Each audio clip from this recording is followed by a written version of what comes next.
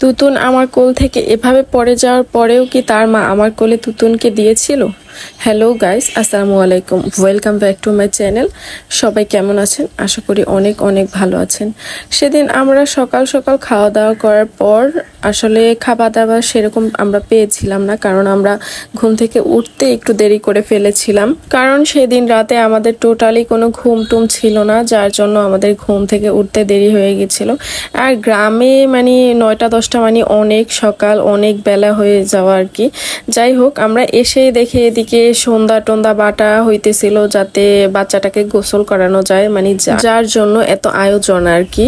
যাই হোক, আমরা সকাল সকাল গিয়েছিলাম, গিয়ে খাওয়া দাওয়া শেষ করে রান্না বান্নার কাছে গিয়েছিলাম। আর রান্না বান্না কারা করছে? এখানকার মাস্টার শেফ, উনি হলো আমার খালু। যাই হোক, ওখানকার রান্না বান্নার পর্ব শেষ করে এসে এখানে দেখি যে সন্ধ্যা বাটা শেষ, এখন তারা কাঁচা হলুদ বাটতেছিল।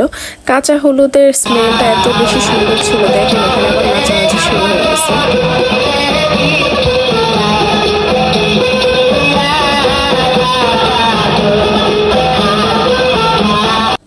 ওখানে যতক্ষণ বাটাবাটি হচ্ছিল ততক্ষণ এখানে নাচ গান হচ্ছিল। এন্ড দেন সবকিছু শেষ করে এখানে ছেলের সব দুলা ভাইদের বসানো হয়েছিল যাতে তাদের সাথে গোসল করানো হয়। এরপর হলুদ টলুদ মাখানো শেষ করে গোসল টোসল সব কিছু কমপ্লিট হয়ে যায়।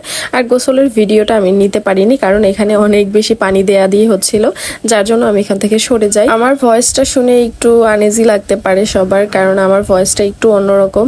আসলে আমার ঠান্ডা জ্বর অনেক বেশি বেড়ে যায়, যার কারণে আমার এখনো ভয়েসটা ঠিক হয়নি। বিগত 15 দিন যাবত আমার ভয়েসে অনেক বেশি প্রবলেম হচ্ছে।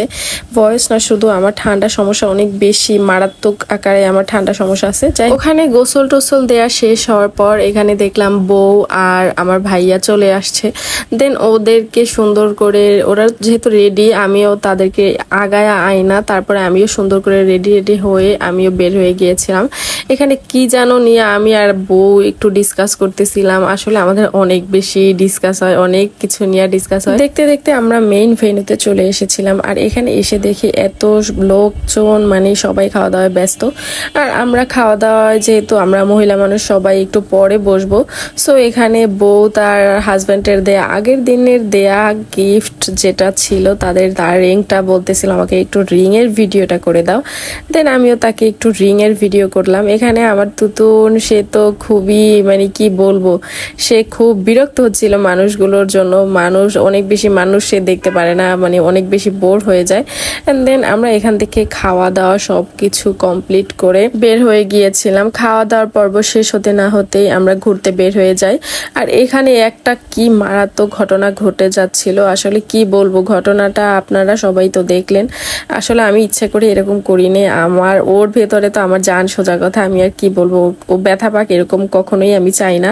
ও কিভাবে পড়ে গিয়েছিল, সাথে আমার চশমাটাও ভেঙে টুকরো টুকরো হয়ে গিয়েছিল। যাই হোক, এখানে আমরা সবাই একসাথে একটা অটো করে সবাই চলে এসেছিলাম। আর এভাবে মানে গ্রামের পরিবেশটা এভাবে ক্যাপচার করতে পেরে আমার অনেক বেশি ভালো লাগতেছিল। দেখেন আপনারা, জাস্ট এত বেশি সুন্দর, মানে এইসব সূর্য দেখতে কক্সবাজার যেতে হয় না, কুয়াকাটা যেতে হয় না, এখানেই যথেষ্ট। যাই হোক, সবাই ভালো থাকবেন, সুস্থ থাকবেন, আল্লাহ হাফেজ।